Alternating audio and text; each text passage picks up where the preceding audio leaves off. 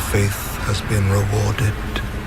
I have come to lift you out of In the vast and starry cosmos of the DC universe, we've got heroes who can make your jaw drop faster than a speeding bullet. Wonder Woman, straight out of godly lineage, and The Flash, zipping through time and space like he's late for a Comic-Con panel, are just a couple of examples. But when we talk about pure, unadulterated power, there is one name that rises above the rest. And it's not Clark Kent, although he's got enough super skills to make your head spin. No, we are talking about the Kryptonian deity himself, Rao. Now you might be thinking, wait, isn't Superman basically a god with that whole sun power deal? Well, hold your horses, cause Rao takes that concept to a whole new level. This guy didn't just get his powers from the sun, he practically wrote the book on solar-powered divinity. This video is your backstage pass into the saga of the ultimate god of Krypton, Rao. So, buckle up, comic lovers, cause we are about to take a cosmic journey through a tale that'll make you wonder if there is anything Superman can't do. Before we go into our explanation, we have a very small request. If you like our content, please support us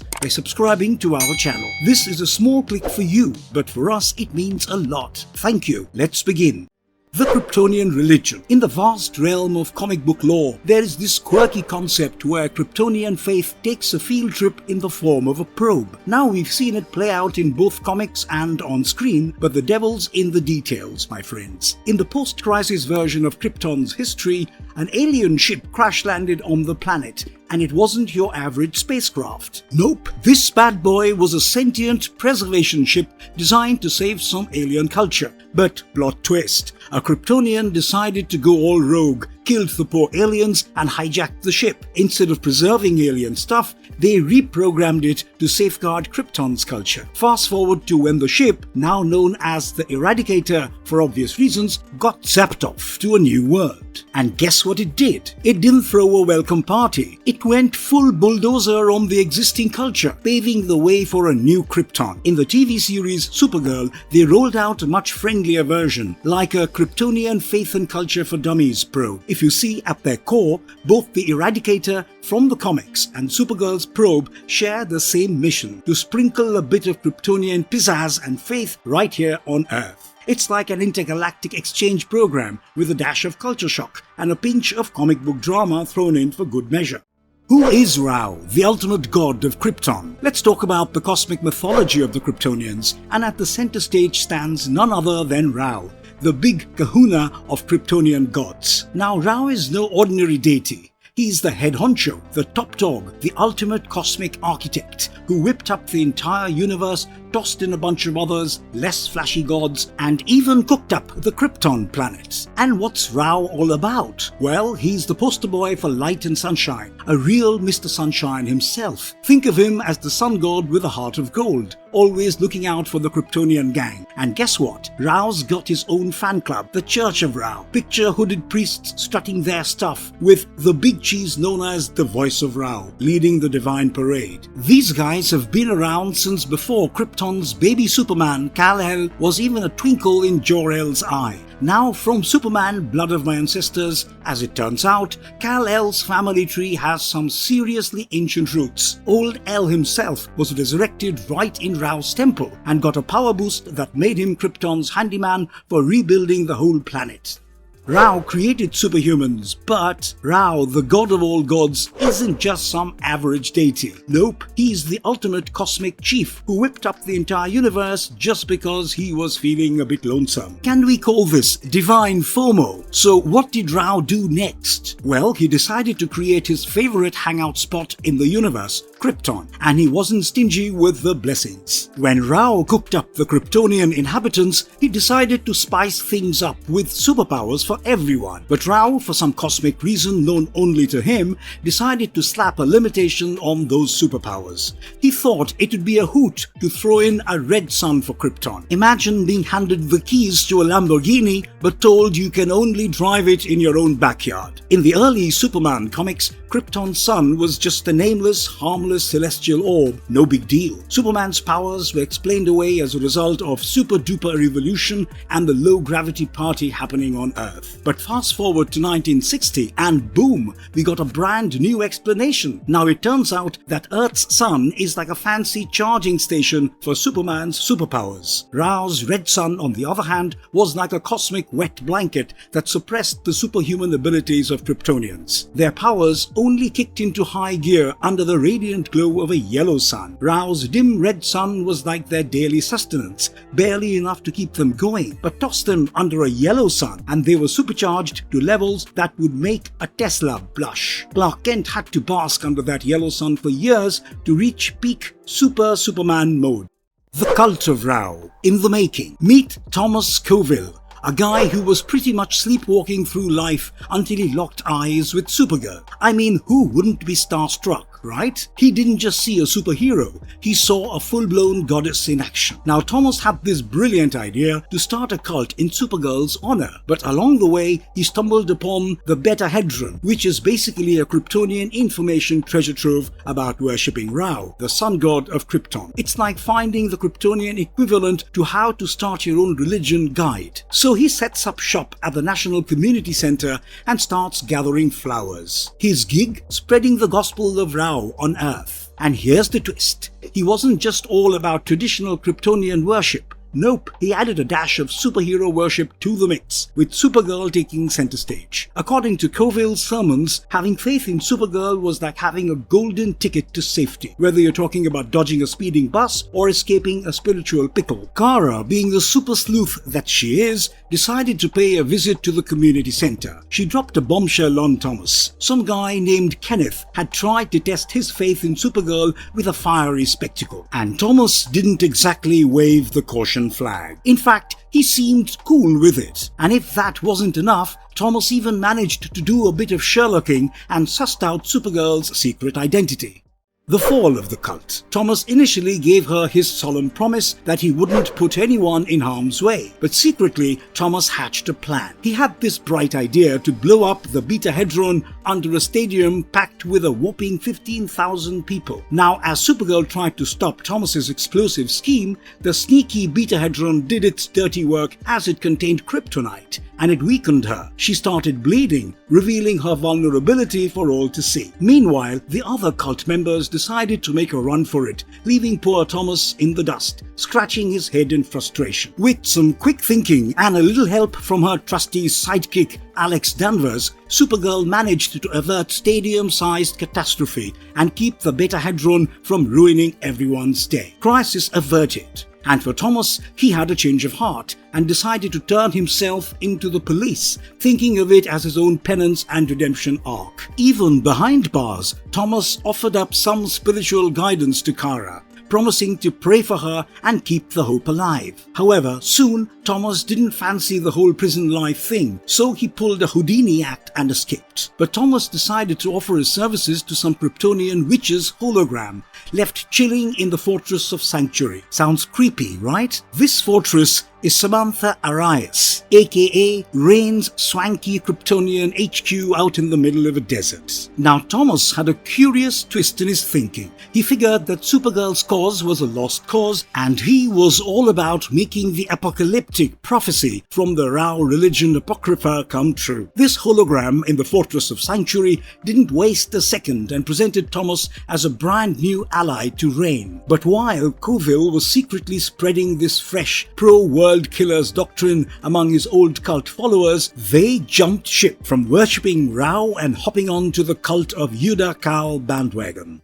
The Advent of Rao. As the story goes, Cyborg, Superman and Batman, the ultimate dream team, boom-tubed their way into the Infinity Corporation in New York City. But guess what's waiting for them up in the skies? Rao himself, hovering like a beacon of hope, telling Earth's people not to sweat it, because he's here to save the day. Superman, being the good old Boy Scout he is, flies right up to Rao, claiming that he recognized the guy the moment he laid eyes on him. He reaches out to shake Rao's hand, or whatever godly equivalent that might be, but Rao zaps him back with a shock, only to catch him before he becomes a pancake on the pavement. Then he decides to show off his divine first aid skills. He starts healing folks left and right, from the terminally ill to the visually impaired. Prophets of Rao start popping up worldwide, dishing out healing miracles. Even Atlantis gets in on the action, and Aquaman, the resident skeptic, gives them the nod of approval. Moving forward, Rao takes a little trip to Africa, and just like that, he turns the whole place into a paradise. Deserts? Nah. Let's have forests. Sand dunes? Nope. Flowing rivers. And in the blink of an eye, Rao transforms Africa into a utopia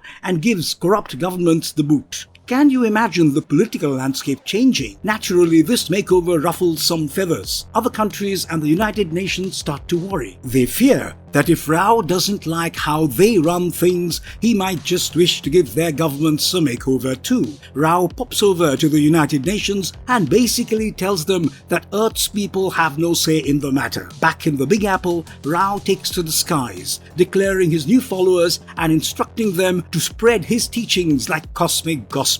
He convinces the United Nations to open their borders to him and his prophet posse, all the while eliminating fear, hunger and poverty.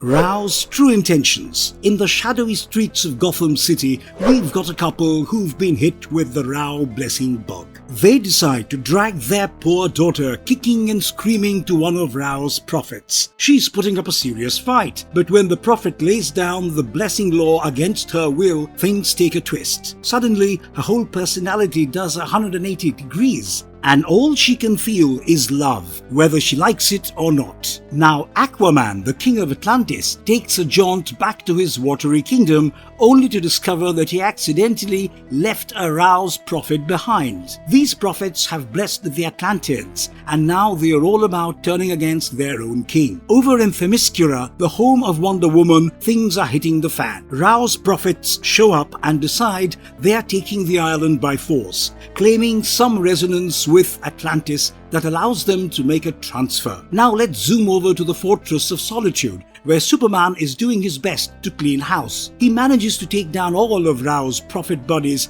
but just when he thinks he's got things under control, Rao himself steps into the ring. Back to the derelict Olympus, the mountain of gods, Aquaman and the prophets from Atlantis make a surprise teleportation entrance. Wonder Woman, who's been trapped there, is in for a shocker. The prophets form a creepy circle around them and decide it's time to give their lives to Rao in the most explosive way possible. They harness their cosmic energy and detonate like a bunch of divine fireworks, seemingly obliterating all of Olympus, ending Rao's terror. So we're at Star Labs, and Batman hands Cyborg a staff straight from a Rao prophet. And guess what? These prophets have spilled the beans. They have discovered thousands of ships linked to Rao, and these ships are hooked up to the life force of Rao's so-called followers, siphoning their energy to make Rao the ultimate cosmic battery. Over on the freshly minted Mount Olympus, Wonder Woman and Aquaman dodged the crazed Rao prophets who tried to take them down. Instead of packing it in and calling it a day, they decide it's time to roll up their sleeves, grab their divine weaponry, and join the battle against Rao. Now back in the Big Apple, Rao decides to reveal his grand plan, to dissect every single cell in Superman's Kryptonian bod